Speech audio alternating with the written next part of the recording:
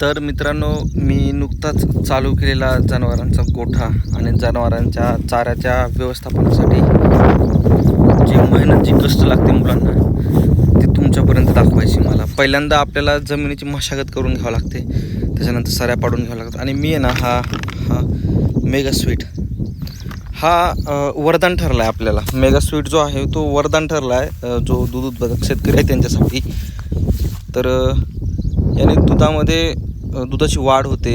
Mega sweet हा एकदम ऊसासारखा असा जाड होतो आणि कमी कालावधीमध्ये जास्त चारा आणि मल्टिपल कटिंगचा चारा आहे. त्याच्यामुळे जो दूध उत्पादक शेतकरी आहे त्याला एक मेहनत थोडीशी त्याची कमी करण्याचा प्रयत्न हा ॲडव्हान्टा कंपनीने केला आहे. सो तुम्ही मेगा स्वीट वापरा असं मला म्हणायचं आहे. आता मेगा स्वीट जेव्हा आपण लावतो जमिनीमध्ये, तेव्हा ते आपण टोकन या पद्धतीने लावायचं. म्हणजे काय करायचं, आता हा बेड आहे आपला. हा बेडला इथे या